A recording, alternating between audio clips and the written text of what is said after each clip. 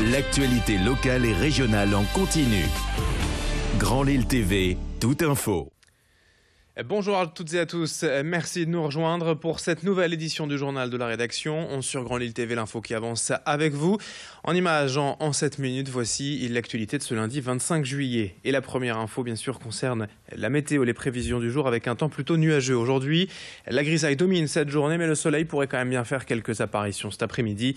On espère en tout cas un temps sec et des températures stables autour de 24 degrés pour cette journée.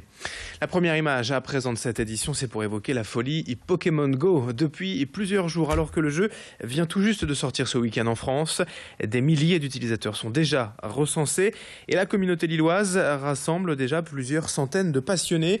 Illustration sur ces images, hier matin, entre 500 et 800 joueurs avaient rendez-vous au Jardin Vauban à Lille pour une grande chasse aux Pokémon. Le principe est simple, l'application sur téléphone reproduit à l'écran les alentours et affiche des Pokémon dans les lieux réels. Il s'agit alors d'attraper les petites bêtes pour les faire évoluer et puis les faire combattre dans des arènes virtuelles.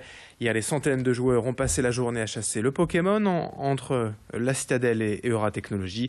Alison Polotier était avec ses passionnés hier. On écoute certains d'entre eux.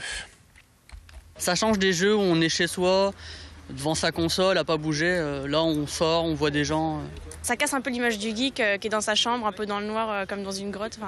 Juste aller demander quelle équipe on est, ça peut passer juste par ça et puis après engager une conversation. Je pense que le principal danger, c'est de ne pas faire attention en jouant. Après, le jeu en lui-même, il est pas dangereux. C'est sûr qu'il y a des risques. Comme moi, je sais très bien. Parfois, je fais pas attention. Je marche avec mon téléphone et je fais pas attention à ce qu'il y a devant moi. Ça, je l'avoue, oui. Quand on voit qu'au bout de 2 semaines, il y a déjà des gens qui ont réussi à finir le jeu, à être niveau max, avoir capturé tous les Pokémon. C'est sûr qu'on se dit qu'il faut savoir se poser quelques limites de temps en temps. Comme pour tous les jeux, mais encore une fois, les gens qui deviennent accros aux jeux vidéo, c'est pas vraiment la cause du jeu vidéo, c'est à cause d'un problème autre. Et on fait souvent l'amalgame. Et puis dans tous les cas, il y aura la limite du téléphone aussi. Au bout d'un moment, quand il n'y a plus de batterie, on s'arrête. Autre image de ce week-end, la deuxième édition du TER Mer et de nouveau beaucoup de monde dans les trains pour aller prendre l'air de la mer. En tout, 10 gares et 21 villes-plages sont desservies pour un aller-retour à seulement 2 €. Hier, les nordistes étaient nombreux à la gare Lille-Flandre dès la matinée pour se rendre sur la côte. Destination Malo-les-Bains, Calais, Wimereux, Le Touquet et désormais les plages picardes de Quin et Le Crotoy sont également ouvertes au voyage avec en prime à l'arrivée des navettes gratuites pour finir le trajet vers la plage. Il y a aussi des réductions pour certains sites comme Nausicaa à Boulogne ou Maréissa à Étaples. À noter que le week-end prochain, 29, 30 et 31 juillet, c'est le week-end TER vert 3 jours pour proposer aux voyageurs d'aller découvrir les paysages de la campagne régionale.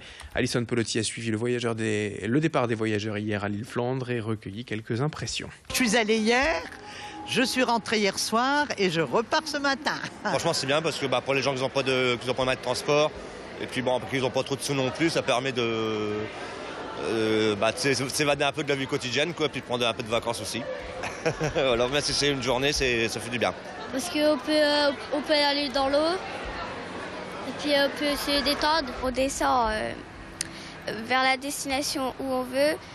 Donc soit on va à Boulogne ou au Touquet ou à Berck, donc on verra après. Aller à la plage tout de suite. Et puis après, je vais manger et puis aller me promener dans l'après-midi. Je trouve que pour avoir des renseignements, c'est plus compliqué que d'habitude. Au jour d'aujourd'hui, celui qui n'a pas Internet n'arrive pas à voir les horaires. Je sais bien que maintenant, ça va être la solution actuelle, Internet, mais il faut penser qu'il y a beaucoup de personnes âgées. On enchaîne avec la visite de Patrick Caner vendredi après-midi dans la région. Le ministre de la Ville, de la Jeunesse et des Sports a participé à des opérations de contrôle au sein d'établissements de colonies de centres aérés à La Neuville et à Wattignies. Il a rappelé notamment que des contrôles aléatoires sanitaires de sécurité étaient réalisés dans ce type de structure tout au long de l'été. L'identité, le parcours des animateurs est ainsi analysé avant toute embauche. 3 étapes de vérification sont nécessaires. Dans le Nord, aujourd'hui, on compte plus de 1600 accueils collectifs de mineurs, un chiffre tout de même en baisse par rapport aux années précédentes. Explication à propos de ces contrôles avec le ministre Patrick Caner au micro d'Alison Polotier. Naturellement, la prévention doit l'emporter en permanence. C'est donc un travail, je dirais, quotidien que nous devons adapter. Et puis les maires, les directeurs de colonies sont en lien avec les services de l'État. La vigilance, elle passe d'abord par la connaissance du lieu où on va. Quand on est sur un site comme ici, dans la ville de Wattignies, où la piscine est à côté du centre d'accueil des enfants, la sécurisation est assez aisée. Quand on va plus loin, quand on va faire un déplacement à 100-150 km pour les enfants, qui, je sais, vont aller la semaine prochaine ici sur Dunkerque, voilà, tout doit être préparé. Ça, c'est le travail des professionnels du centre que de préparer ces sorties, de vérifier que les conditions de sécurité sont maximum. Et puis l'info étonnante pour terminer, l'ouverture prochaine d'un bar à chiens à Lille. Cette étudiante à l'IAE, Ophélie Poyon, va proposer en effet la compagnie de 9 jeunes chiens dans son salon de thé. Le principe est assez simple, des boissons chaudes, quelques petites restaurations et surtout la compagnie et des chiens pour profiter de leur énergie et de leur joie de vivre. Un projet sur lequel la jeune femme a travaillé toute l'année et elle fait appel au financement participatif sur Ulule pour aider à concrétiser son ambition.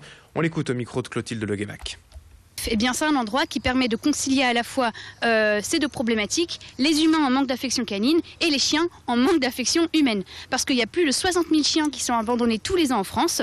Et donc l'idée, c'était de pouvoir vraiment de concilier ces deux problèmes et d'avoir un endroit où bien les humains qui aiment les chiens et les chiens qui forcément aiment les humains pouvaient se rencontrer. Et donc au WAF, eh bien, vous pourrez venir prendre un café entouré de 9 chiens, donc tous issus d'associations et de refuges. Voilà, donc c'est un salon thé où les gens qui aiment les chiens mais qui n'ont pas la possibilité d'en avoir un chez eux pourront venir. Allez, fin de ce journal. Dans un instant, à suivre la météo et l'infotrafic sur Grand Lille TV.